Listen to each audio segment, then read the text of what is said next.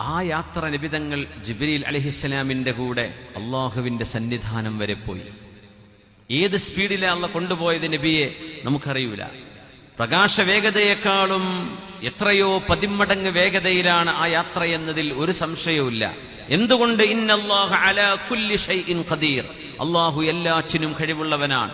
അള്ളാഹുവിന്റെ ഹബീബിനെ അങ്ങനെ ഒരു യാത്ര കൊണ്ടുപോയി എന്ന് വിശ്വസിക്കുന്നവരാണ് മുസ്ലിമീങ്ങൾ. അതിന് ഒരു മടിയും നമുക്കില്ല. ചിലരൊക്കെ വെറുതെ ചോദിക്കും, നിങ്ങൾ ആ യാത്ര ഇസ്രാ മിറാജ് ഇപ്പോൾ വിശ്വസിക്കുന്നുണ്ടോ? ഉണ്ട്.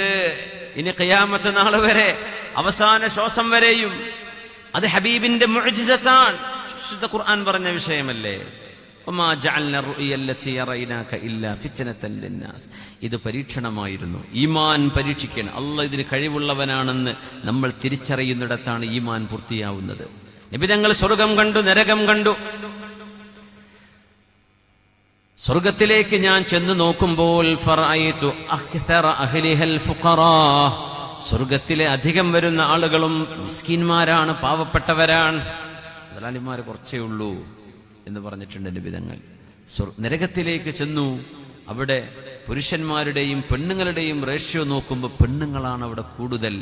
അപ്പൊ അവര് ചോദിച്ചു, നബിയെ ഞങ്ങൾ എന്താ അങ്ങനെ നരകത്തിൽ കൂടുതലായി പോയത്? നബിയെ ഞങ്ങൾക്ക് എന്താ കുഴപ്പം? അപ്പൊ നബി തങ്ങൾ പറഞ്ഞു, തുക്സിർനൽ ലഅന വതക്ഫുർനൽ അശീർ, നിങ്ങളെ തൊട്ടിനെ പിടിച്ചിനൊക്കെ ശപിക്കുന്നവരല്ലേ, ശാപത്തിന്റെ വാക്കുകൾ പറയില്ലേ, ലക്ഷണം കെട്ടത് അങ്ങനെ പറയാറില്ലേ? പിന്നെ തക്ഫുർനൽ അശീർ, നിങ്ങളുടെ കൂടെ ജീവിക്കുന്ന ഭർത്താവ് എത്ര പെർഫെക്റ്റ് അല്ലെങ്കിലും അയാൾ ചെയ്തു തരുന്ന സൗകര്യങ്ങളും കാര്യങ്ങളൊക്കെ ചില നേരത്തെ നിങ്ങൾ മറക്കും. ഒരു ഉപകാരങ്ങളെ കൊണ്ട് എനിക്കില്ലല്ലോ എന്നൊരു വാക്ക് നിങ്ങൾ ഭർത്താവിനോട് പറയാറില്ലേ?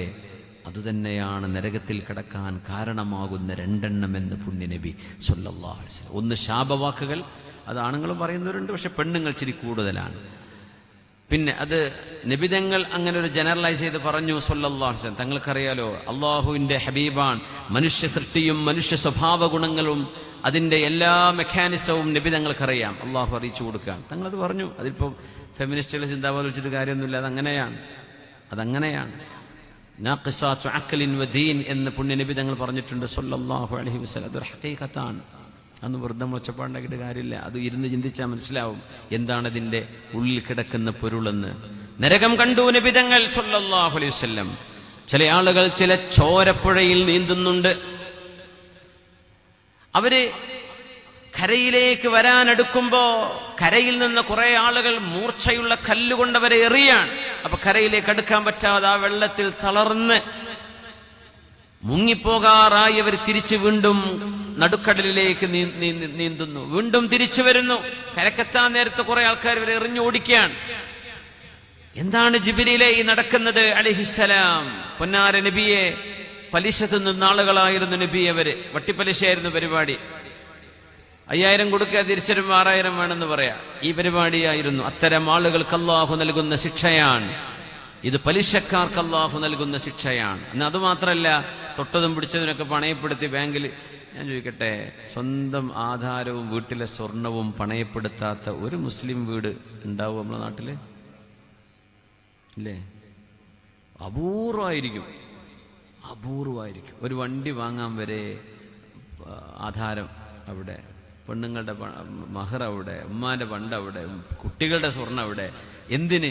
പലിശക്കെടുക്കുക, എന്നിട്ട് പലിശ അടച്ചുകൊണ്ടിരിക്കുക, മരിക്കോളം പലിശ കൊടുക്കുക. 1 ലക്ഷം എടുത്തിട്ടുണ്ടാവുള്ളൂ, അടക്കുമ്പോൾ 50 ലക്ഷം ആവും. ഇത് എങ്ങനെ പിന്നെ നമ്മുടെ കുടുംബത്തിലൊക്കെ ബർക്കത്തുണ്ടാവുക? എങ്ങനെ നമ്മുടെ കുട്ടികളൊക്കെ നന്നാവുക? എങ്ങനെ അവർക്ക് ഹിദായത്ത് ഉണ്ടാവുക? അള്ളാഹുവിനെ ദേഷ്യാണെന്നാ പറഞ്ഞു. അള്ളാഹുവിനത് ഇഷ്ടമല്ല. പക്ഷെ നമ്മൾ അതന്നെ ചെയ്യുക. കല്യാണമുണ്ടോ, സൽക്കാരുണ്ടോ, വേഗം എന്നാ പൊന്നെടുത്തിട്ട് കൊണ്ടുവെക്കുക. അവിടെ തിരങ്ങാടി പോകണോ, ഇവിടെ വെളിമുക്ക് പോകണോ, അല്ല ഇനി ചെമ്മാട് പോകണോ, വെട്ടനാടി പോകണോ, കോട്ടക്ക പോകണോ, എവിടെ പലിശ കുറച്ച് കുറവ്. എന്തായാലും വിഷം തന്നെയല്ലേ, കുറച്ചായാലും തോന്നിട്ടാലും. ഇങ്ങനെയാണ് നമ്മുടെ അവസ്ഥയുള്ളത്. അള്ളാഹു കാത്തുരക്ഷിക്കട്ടെ. പിന്നെ ഒരു മനുഷ്യൻ കുടുങ്ങിയിട്ടുണ്ട്. ഒരു നിവൃത്തി മുമ്പിലില്ല. ഒരു നിലക്ക് നോക്കിയിട്ടും ഒരു വഴിക്കും സഹായം കിട്ടാനിടയില്ല.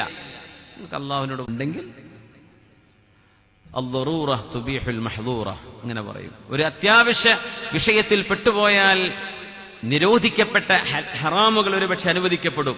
കുടുങ്ങിപ്പോയാൽ അള്ളാഹുവിനോട് പറയാനുള്ള കാരണം വേണം. അല്ലെങ്കിൽ നമ്മുടെ വിഷയം ബുദ്ധിമുട്ടാണ്. പുണ്യനബി ഇത് കണ്ടു. എങ്ങനെയാണ് ചില ആളുകൾ ഒരു മൂർച്ചയുള്ള പാറക്കല്ലിൽ വന്ന് കുറെ ആളുകൾ നിരനിരയായി നിന്ന് തലങ്ങനെ കുത്തിപ്പൊട്ടിക്കുന്നുണ്ട്. കുത്തി കുത്തി കുത്തി ആ തല ചിന്നിച്ചിതറി. കുറച്ചു നേരം അവർ തളർന്നു വീഴുന്നു. പിന്നെ ആ തല ഇങ്ങനെ പൂർവ്വരൂപത്തിലേക്ക് വരുന്നു. വീണ്ടും അവര് മൂർച്ചയുള്ള കല്ലുകളിൽ ചെന്ന് തല കൊണ്ട് അവരെന്നെ ഇടിക്കുകയാണ്. അവര് തന്നെ തല്ലി പൊളിക്കുകയാണ് തല. ഹബീബായ നബി തങ്ങൾ ആ ഭീകരമായ രൂപം കണ്ടു. മാഹാദായ ജിബ്രീൽ, ജിബ്രീലേ ഇതെന്താണ്? അല്ലാഹുവിന്റെ റസൂലിന്റെ ഹബീബിന്റെ മറുപടി കൊടുത്തു, നബിയേ കാനൂ യതസാഖലൂന സ്വലാഹ്, നിസ്കാരം തലക്ക് 24 മണിക്കൂറിൽ ഒരു 10 മിനിറ്റേ അല്ലാഹു ചോദിക്കണുള്ളൂ, അല്ലെങ്കിൽ 15 മിനിറ്റ്. ഇത്രേ ചോദിച്ചു. 24 മണിക്കൂർ വെന്റിലേറ്ററിൽ കൊടുക്കണ പൈസ ഇല്ല, ഫ്രീ ആയിട്ടാ ശ്വാസം, വെള്ളം, വായു, ജീവിതം ഒക്കെ അല്ലാഹു തന്നിരിക്കുക. 5-10 മിനിറ്റ് അള്ളാഹ്ക്ക് വേണ്ടി ഈ 24 മണിക്കൂർ എന്നൊരു 10-15 മിനിറ്റ് അള്ളാഹ്ക്ക് കൊടുക്കാൻ ഭാരമായിരുന്നു. അപ്പൊ ഇങ്ങനെ ക്ലോക്കൊക്കെ നോക്കി നിൽക്കുക പെണ്ണുങ്ങളെ, എപ്പോഴാ അസ്റാൻ കൊടുക്കണത് ലോറിസ്കരിക്കാനേ. അപ്പൊ അസ്റാൻ കൊടുക്കാൻ നേരത്തെ ആ വക്കിൽ ബോർഡറിൽ ചെന്നിട്ട് അണ്ട് ഒതുണ്ടാക്കിയിരിക്കുക. മുസ്ലിം അസറും കഴിഞ്ഞാൽ എണീക്കാലോ. ചിലത് പിന്നെ മാരിപ്പായിട്ട് രാത്രിയെ പിന്നെ എല്ലാം കൂടെ കള്ളാ കൂട്ടല്. സുബ്ഹാനല്ലാഹ്. സുബ്ഹി കിട്ടാത്തവര്, സുബ്ഹി ജന്മത്തിൽ കിട്ടാത്ത ആൾക്കാരൊക്കെ ഉണ്ടാവും. യാ അല്ലാഹ്, എന്തൊരു ഷുമാൻ. അള്ളാഹു ആ മനുഷ്യന്റെ പ്രൊട്ടക്ഷൻ അങ്ങ് എടുത്തു കളയുന്നതാണ്. No protection. ഒരു നാട്ടിൽ ലോ ആൻഡ് ഓർഡർ ഇല്ലെങ്കിൽ, നിയമങ്ങളില്ലെങ്കിൽ എന്തായിരിക്കും അവസ്ഥ? നിയമപാലകന്മാരില്ല, കൊള്ളയായിരിക്കും. അള്ളാഹു നിങ്ങളുടെ നിയമം, നിങ്ങളുടെ സംരക്ഷണം അള്ളാഹു കൊണ്ട് ലിഫ്റ്റ് ചെയ്ത് കഴിഞ്ഞാൽ പിശാചുക്കൾ നിങ്ങളെ തട്ടിക്കൊണ്ടുപോകും. പിന്നെ മൊബൈൽ തുറന്നു നോക്കിയാൽ വേണ്ടാത്തതേ കാണൂ. അങ്ങനെ കിട്ടൂ. എന്തേ? നിങ്ങൾ അള്ളാഹുവിന് രാവിലെ നേരം റബ്ബ് പ്രൊട്ടക്ഷൻ നൽകുന്ന ഒരു കാര്യം ചെയ്തിട്ടില്ല. അത് സുബ്ഹി നിസ്കാരമാണ്. മൻ സല്ലൽ ഫജ്റ ഫീ ജമാഅ, ജമാഅത്തായിട്ട് സുബ്ഹി നിസ്കരിക്കുന്ന മനുഷ്യൻ ഫഹുവ ഫീ ദിമ്മത്തില്ലാഹ് ഫലാ തുഖ്സിറുല്ലാഹ മിൻ ദിമ്മതിഹി അഹദ. അള്ളാഹുവിന്റെ സംരക്ഷണത്തിലാണ്. ആ സംരക്ഷണത്തിൽ കഴിയുന്ന മനുഷ്യന്മാരെ പോയിട്ടേ തോണ്ടാൻ നിൽക്കണ്ട, അവരെ കളിയാക്കാൻ പോവണ്ട, അവരെ ട്രോളാൻ നിൽക്കണ്ട. നിങ്ങളെങ്ങാനും അവരെ തൊട്ട് കളിച്ചാൽ അള്ളാഹു നിങ്ങളെ പിടികൂടും. യഫ്ളഹു വലൗ ഫീ ഖൈരി ബൈത്തി, നിങ്ങളുടെ വീടിന്റെ നടുക്കളത്തിൽ വെച്ച് അള്ളാഹു നിങ്ങളെ നാണം കെടുത്തും, നിങ്ങൾ സജ്ജനങ്ങളുടെ പിന്നാലെ പോയാൽ. അള്ളാഹുവിന്റെ ഹബീബ് പഠിപ്പിക്കുക സല്ലല്ലാഹു അലൈഹി വസല്ലം. ആ തലക്ക് ഭാരമുള്ളവർ നാളെ കൂർത്ത കല്ലുകളിൽ ഭാരമേറിയ തല ഒരു കുത്തിപ്പൊളിക്കുന്നതാണ് പുണ്യനബി കണ്ടത് സല്ലല്ലാഹു അലൈഹി വസല്ലം. ചില ആളുകളുടെ നാവുകൾ യുഖ്റദു ബിമഖാരീൽ, കുളത്തുകൾ ഇട്ടിട്ട് വായങ്ങനെ പൊളിച്ച് കളയാണ്. നാവ് ഇങ്ങനെ മുറിച്ചു കീറുന്നുണ്ട്. രാക്ഷസന്മാരുടെ രൂപങ്ങളിൽ അവരുടെ നാവും വായയും ഇരുമ്പിന്റെ കുളത്തുകൊണ്ട് അവരിങ്ങനെ പറിച്ചെടുക്കുകയാണ്. അവർക്ക് വേദനിക്കുന്നുണ്ട്. വീണ്ടും അത് പഴയ രൂപത്തിൽ, വീണ്ടും അങ്ങനെ തന്നെ. ആരാണ് നബിയെ ഇതൊക്കെ? ആരാണ് ജിബ്രീലേ? ഇവരെന്താണ് ഇവർക്ക് പറ്റിപ്പോയത്? പുന്നാര നബിയെ, നാട്ടുകാരുടെയും അയലോക്കക്കാരുടെയും സ്വന്തക്കാരുടെയും കുറ്റവും കുറവും പറഞ്ഞെടുക്കുന്ന പണിയായിരുന്നവർക്ക്. യാ അല്ലാഹ്. പിന്നെ ഇങ്ങനെ കീറി മുറിക്കുകയാണ്. ഈ നാവ് ഉപയോഗിച്ചിട്ടാണ് ഫിത്നയും ഫസാദും ഉണ്ടാക്കിയത്. ഇവിടെ പോയിട്ട് അമ്മായിനോട് പറയും, അമ്മായെ ഓൾക്ക് ഭയങ്കര ദേഷ്യങ്ങളോട് കേട്ടോ, ആ കുട്ടിക്ക് ആ സംഭവം തന്നെ അറിയുന്നുണ്ടാവില്ല. ഓളോട് ചെന്ന് പറയും, അമ്മായി എന്നെ കണ്ട കൊല്ലാൻ നിൽക്കാൻ കേട്ടോ. സുബ്ഹാനല്ലാഹ്. രണ്ടാളും തമ്മിൽ പിന്നെ പോരായി. ഈ രണ്ടും കത്തിക്കുന്നത് ഇടയിൽ കിടക്കുന്ന ഒരാണോ പെണ്ണോ ആയിരിക്കും. എന്നിട്ട് പ്രശ്നങ്ങൾ ഉണ്ടാക്കി. മഹല്ലുകൾ കത്തും. നമ്മുടെ പള്ളികളും മദ്രസകളിലൊക്കെ പ്രശ്നങ്ങൾ ഉണ്ടായത് അങ്ങനെയല്ലേ? അങ്ങോട്ടും ഇങ്ങോട്ടും പിരികയറ്റാണ്. നാവുകൊണ്ട് ഫിത്നയും ഫസാദും പറയാണ്. പറഞ്ഞത് ശരിയാണോ എന്ന് പോലും പറഞ്ഞോ എന്ന് പറഞ്ഞു ഓടുകയാണ്. പറഞ്ഞു എന്ന് പറയുന്ന ആള് പറയണ സത്യാന്നറിയണ്ടേ? അയാൾ പറഞ്ഞിട്ടുണ്ടോ എന്നറിയണ്ടേ? തഥബ്ബുത്ത് പോലുമില്ല.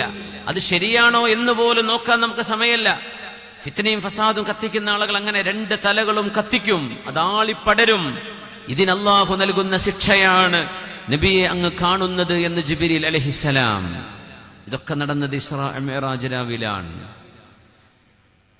അനസ് റളിയല്ലാഹു അൻഹു പറയുന്നു, ഖതബനാ റസൂലുള്ളാഹി സ്വല്ലല്ലാഹു അലൈഹി വസല്ലം ഖുതുബ മാ സമിഅ്തു മിഥ്ലഹാ ഖത്ത്. ഇത്രമേൽ ആഴത്തിൽ ഞങ്ങളെ ചിന്തിപ്പിച്ച ഒരു പ്രഭാഷണം, ഖുതുബ, അല്ലാഹുവിന്റെ റസൂലിൽ നിന്ന് ഞാൻ അതുവരെ കേട്ടിട്ടില്ല.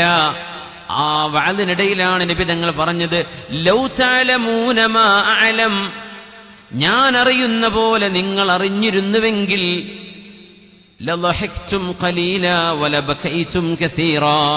നിങ്ങൾ കുറച്ചു മാത്രമേ ചിരിക്കുമായിരുന്നുള്ളൂ, നിങ്ങൾ ധാരാളം കരയുമായിരുന്നു എന്ന് നിബിതങ്ങൾ പറഞ്ഞ ഒരു സംഭവം എനിക്ക് ഓർമ്മയുണ്ടെന്ന് നിബിതങ്ങളുടെ ഖാദിമായ അനസ് ഇബ്നു മാലിക് റളിയല്ലാഹു തആല അൻഹു. എങ്ങനെയാണ് നരകത്തിൽ ശിക്ഷിക്കപ്പെടുന്നത്, എന്തൊക്കെയാണ് അല്ലാഹുവിന്റെ അദാബുകൾ, മരിച്ചു കിടക്കുന്ന മയ്യത്തിന് എന്തൊക്കെയാണ് ഖബറിൽ നടക്കാൻ പോകുന്നത്, ഇത് ഞാൻ അറിയുന്ന പോലെ നിങ്ങൾക്കറിയുമെങ്കിൽ നിങ്ങൾ എങ്ങനെയൊന്നും ചിരിക്കൂല.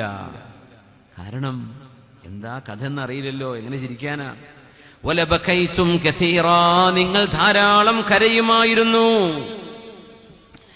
എന്ന് റസൂലുള്ളാഹി സ്വല്ലല്ലാഹു അലൈഹി വസല്ലം തങ്ങളുടെ പ്രഭാഷണ വേളയിൽ ഖുത്ബയിൽ നിബിതങ്ങൾ പറഞ്ഞപ്പോൾ അനസ് റളിയല്ലാഹു അൻഹു പറയുന്നു, ഫഖത്താ അസ്ഹാബു റസൂലില്ലാഹ് സ്വല്ലല്ലാഹു അലൈഹി വസല്ലം, ഹബീബിന്റെ സ്വഹാബിമാർ തല താഴ്ത്തുകയും മുഖം മറച്ചു പിടിക്കുകയും ചെയ്തു.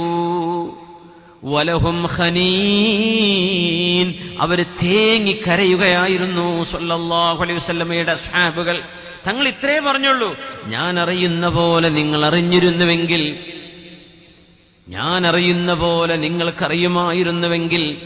കാരണം അവിടുന്ന് ഇസ്രാ മിഅ്റാജ് കഴിഞ്ഞു വന്ന ഹബീബാണ് സ്വല്ലല്ലാഹു അലൈഹി വസല്ലം. അല്ലാഹു അദൃശ്യ ലോകങ്ങളിൽ നടക്കാൻ പോകുന്നതെല്ലാം നബി തങ്ങൾക്ക് കാണിച്ചു കൊടുത്തിരിക്കുകയാണ് സ്വല്ലല്ലാഹു അലൈഹി വസല്ലം.